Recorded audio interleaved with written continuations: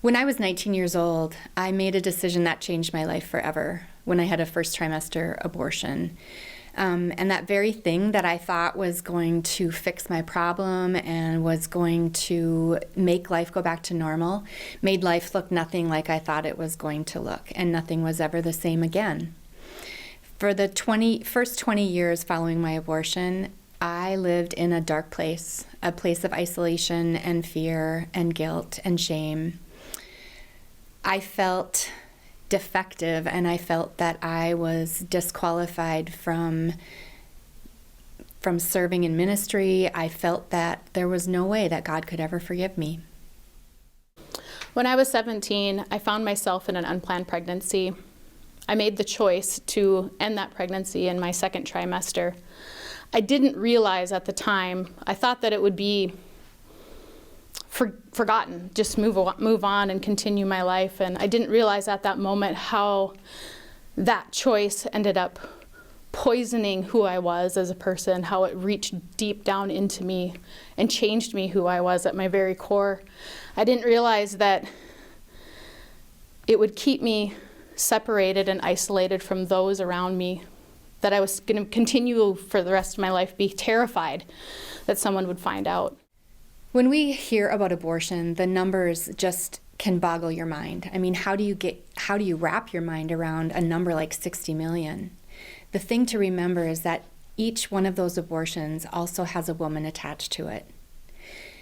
Current statistics tell us that approximately 1 in 4 American women will have an abortion by age 45. That's a lot of women.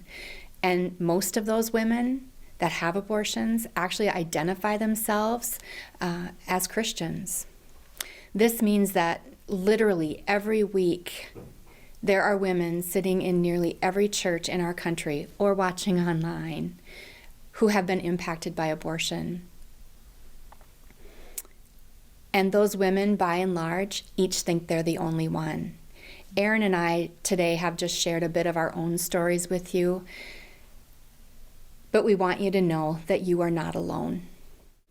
I'd be sitting in church and I'd think that the person next to me, if they thought that they knew what I'd done, that they would kick me out, that I wasn't worthy to be sitting next to them, that I wasn't worthy to be hearing the hope and healing that I was hearing from my pastor, that I was worthy of being able to receive that gift that only can come from Christ. I truly thought that I would forever be separated, that I would forever be isolated. I didn't know that the hope that came from Jesus Christ was something that was available to me. I didn't realize that his hand reaching out to me was something that I could have. It was something that I could accept and grasp and cling to and understand, that was something that I could have, that would make me whole, that would make me joyful, that would make me understand that he did this for me, and that it's available to everybody else that just asks him and reaches out and grabs his hand.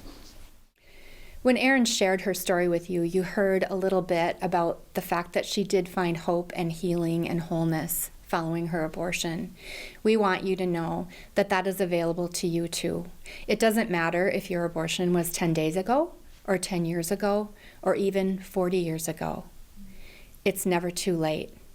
Forgiven and Set Free is a Bible study for post-abortive women that is firmly rooted in Scripture.